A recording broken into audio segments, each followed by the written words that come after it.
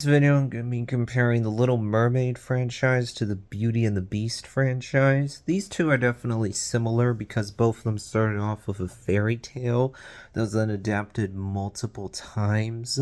When you look at highest score for each franchise, in the case of Little Mermaid, it's actually both the 1989 Disney Renaissance classic Little Mermaid as well as this movie called Splash that have the highest score of 91%. In the case of Beauty and the Beast, the Disney Renaissance classic has the highest score of 94%.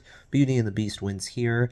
Then when you look at lowest score for each franchise, in both cases actually it's the direct-to-video sequel to the Disney Renaissance classic that has the lowest score. In the case of Little Mermaid 2 Return to the Sea only has a 17%, whereas Beauty and the Beast 2 The Enchanted Christmas only has a 13%. Little Mermaid wins here. Then when you look at average score, Little Mermaid has an average of 59, Beauty and the Beast has an average of 43. Little Mermaid wins here. Then when you look at gap between lowest and highest score, you got a gap of 74 in the case of Little Mermaid and a gap of 81.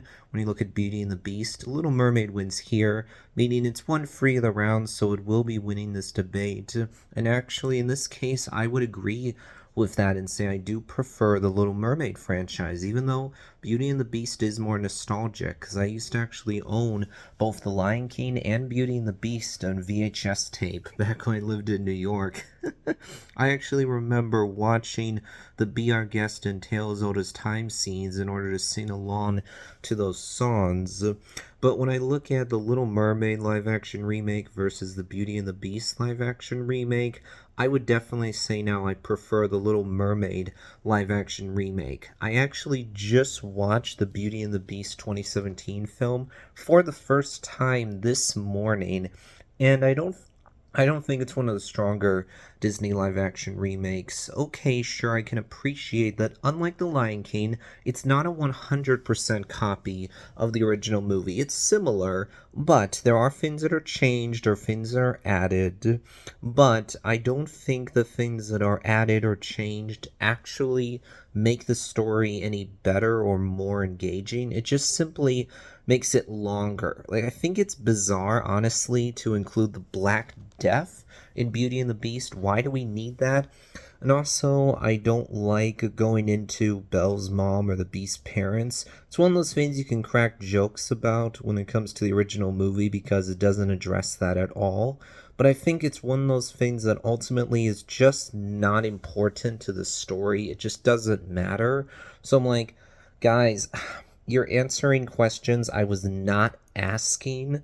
Also, I think that introducing a magical book is pretty bizarre because the whole point of the Enchanted Mirror is that it's the Beast's only window to the outside world. But as soon as you introduce a magic book that can allow Belle or the Beast to escape from the castle, for one, you dilute the importance of the magic mirror, and on top of that, you totally deflate the tension of the third act, because I'm just sitting there wondering, Beast, you have a magic book that you can use to escape at any time, so why are you concerned about Gaston and the mob coming when you can escape at any time?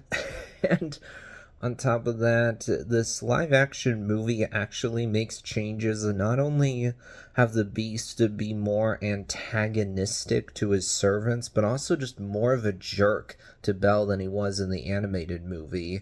Because in the live action version of Beauty and the Beast, it's actually the servants who decide to give Belle a better room, not the Beast. I think that's something that's important about the animated movie, is that as mean as the Beast is at the beginning, there's still little things done to humanize him, like the fact that Beast actually decides to give Belle a better room, but that's absent in the new film. Plus, I don't like the way the Beast looks, and I think the way that Cogsworth, Lumiere, all of them look just frankly makes them come off as creepy and unsettling, which makes me not enjoy spending time with them as much. When it comes to Little Mermaid live action remake, there are certainly issues with it. I think that it doesn't make sense that it's 50 minutes longer than the Disney Renaissance classic, considering that really it has the same amount of plot.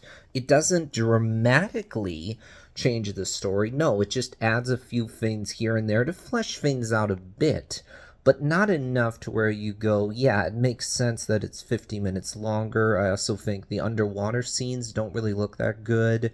Characters like Flounder and Sebastian that are really fun in the original movie are just not as fun here. You run into the exact same problem that The Lion King ran into. Of course, the biggest advantage that The Little Mermaid has going for it is that, well, there actually are human characters, so it's not anywhere near as bad. But with Ariel's animal friends, it's the same problem where animals in the real world have blank, unexpressive faces. They don't emote the way that humans do. So you don't have a compelling personalities, and so you have characters that are just not as interesting. But, however, I like that with the live action Little Mermaid, they do things to flesh out the romance between Ariel and Eric. Ariel actually does something in the third act to help defeat Ursula, which I thought was really refreshing. Plus, I really appreciate that Ariel and Eric aren't getting married at the end of live action Little Mermaid. They just simply go off together. To me, that's an improvement. Are there still things about it that I don't really like as much? Sure, like the fact that at the end of the story, even though Ariel did something really stupid that put everyone in danger, there's no price for her to pay at all. And also, Ariel's still pretty stupid. Like, her going so quickly from, oh, I want to be with Eric, to, I'm just going to throw everything away. My father, my family, my friends, my kingdom, everything for the sake of a guy I barely know.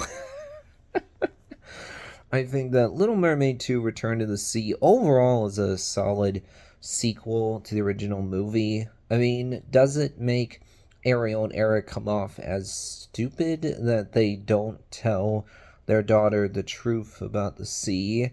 Kind of. I mean, you get that they want to protect her, but it's also kind of frustrating, but it does make it powerful at the end, however, when they actually let people from the kingdom go to the sea and they let their daughter go to the sea. I think the Little Mermaid prequel is actually a good prequel that fleshes things out in a way that I actually appreciate.